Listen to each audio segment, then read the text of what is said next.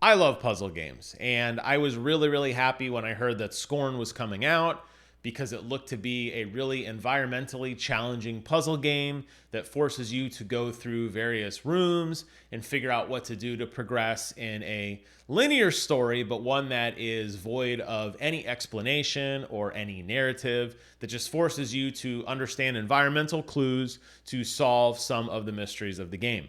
Very much so like Myst, which, at least for me, remains the gold standard when it comes to these exploration puzzle solving games with very, very convoluted puzzles that don't really make a whole lot of sense but feel incredibly satisfying when you solve them.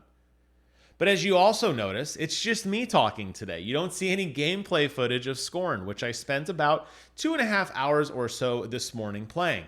The question is, why? Why are you not seeing any gameplay footage on Scorn? Well, the answer is simple. It's really boring to watch. And honestly, it's pretty boring to play.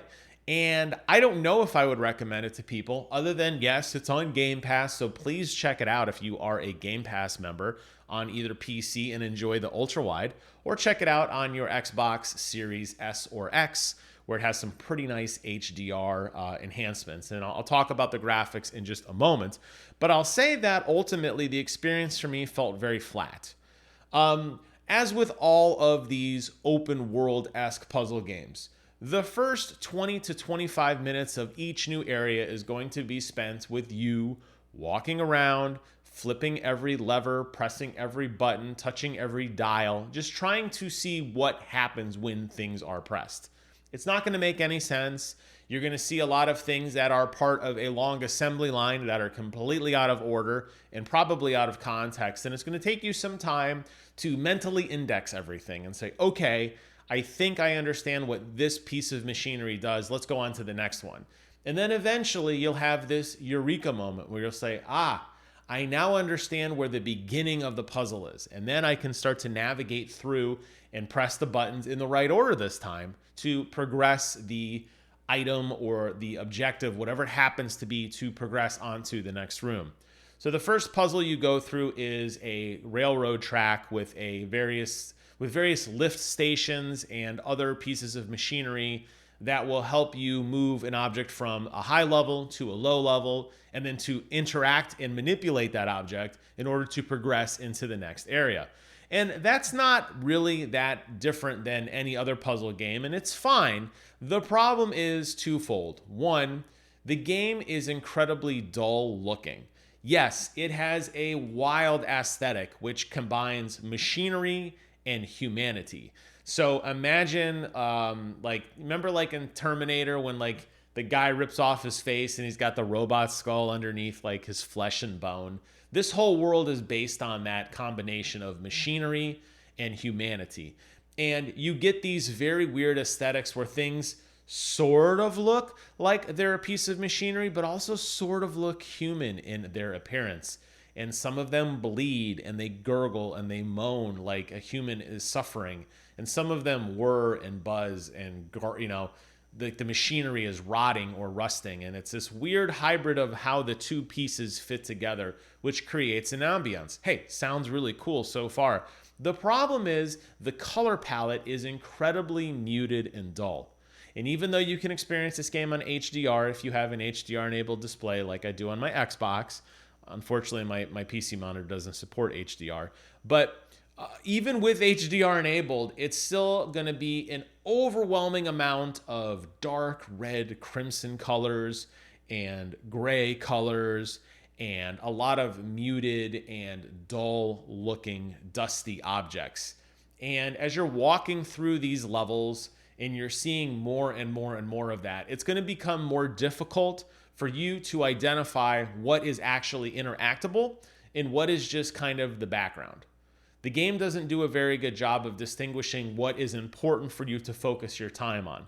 For me, the first time I played that lift station, I spent about 15 minutes trying to manipulate what I thought was an object, but it was just a light fixture on the wall. And I thought it had some value to it because it was brighter than everything else around it. But no, it wasn't even an object I could actually do anything with. So that is incredibly frustrating. The second part of this game that really, really broke my back and made me uninstall it is the actual gameplay. Now, it's a walking simulator, guys. You're going to walk around. There's an interact button. That's it. But in the second area, after you complete the lift station, you will unlock a weapon. And because this game takes place in a first-person field of view, you could look down and see your character's chest and feet. When you're pressing buttons and knobs, you can see their hands. But when you're carrying the weapon, your character carries the weapon like this. Now look how far away my head is already. Look how far my arm's out, right? What happens with the game, and I don't know why it does this, but the field of view gets confused, and it thinks that for some reason you need to be able to see your character and their arms in the most clear perspective. And what that does is creates a wild distortion, an incredible, incredible amount of distortion, a fisheye effect on each side of the screen, and it becomes nauseating. Now, I'm playing on ultra wide, so maybe the problem is slightly more, because I see it more, obviously I have a better field of view already. So maybe going into it, I was already at a disadvantage, and maybe if you played it on console, you wouldn't notice that problem as bad. But the field of view slider is not going to do you any favors here. It's just going to make the problem even worse. And it got so blurry and wide, fisheye viewed for me, it made me nauseous, which I don't know if you've ever experienced what I call VR nausea, where you get this kind of feeling where you're moving but you're not, and your equilibrium just goes out of whack. That's exactly what happened when I played this game, and it made me physically ill. I got the funny spit in my mouth, like I was ready to throw up, and I Alt F4'd it, and I didn't go back, and I'm not going back.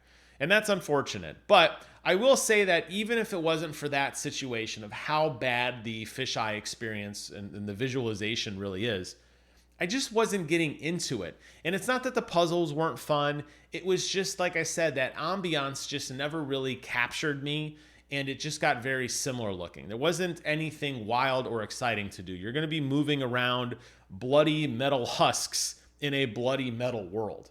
You're not really feeling like you're doing something radically different. I know I'm going to go back to Myst, and I know this is an incredibly dated example because Myst came out like 50,000 years ago. But think of each area you went to in Myst and how vibrant it looked and how much your interactions with the world changed how things actually happened. You're not going to get that experience in Scorn. I haven't gotten far enough to get into the combat. I understand that there is some basic combat involved. I can't imagine it would be good based on my experience with how slow your character moves. It feels like you're walking in molasses, even with the sprint toggled. It doesn't seem like it's a very snappy shooter, so I don't know why they'd even include a shooting mechanic at all in the game. And it really makes me question why I had to carry a gun in that second area after the lift station, because I never really felt like there was a threat of any enemy coming. Even when in the first area you rescue, sort of, another person, even then I didn't feel any sense of horror like they were going to attack me or I needed to be on guard or I was going to die. It just felt like they were just another interactable object, and I just had to wait for them to kind of go through the motions of, allowing me to interact with them to progress. But it wasn't one of those things where I was cautiously watching them like, are they going to attack me? Do I need to back up? I never felt like that. So I think if anybody does classify this game, and actually really quick, I wanted to look in the Xbox launcher to see if they classify this game as a horror game, because I just don't see it as that. It was really just to me, a very basic puzzle game that had a very kind of bloody aesthetic. Do they call that? Let's see. They say it's an atmospheric first-person horror adventure game set in a nightmarish universe of blood and somber tapestry. Yeah, I'm not seeing it. I don't see any horror to this game at all. So if you're going to make a horror game, and I'll close with this, you have to have a sense of tension. You have to have a feeling where you feel safe, and then you take it away. I'm in a room where it's okay. The lights are on. I'm happy. It's okay. Now I'm outside. It's dark. I can't see. That's when the boogeyman's going to get me. I'm in a room where I have tons of ammo and weapons. I go into a room where there's way more enemies than I have weapons. You got to create a mixture of safety and not safety. This game doesn't do that. It just puts you in a very muted world with not a lot of ambient audio and not a lot of atmospheric change other than the first couple seconds when you're like, oh, this is kind of weird looking. It doesn't change after that, guys. So to me, Scorn's a big no, but as I said, It's on Game Pass. If you have Game Pass, do yourself a favor and at least check it out. Let me know what you think in the comments below. But this is a hard pass for me. I'm going back to Cyberpunk. I still haven't beat it, and at least that game, with all its flaws, at least I feel like the world changes with me. Thank you all so much for watching. That's it for today's video. And until next time, I will see you guys on the other side.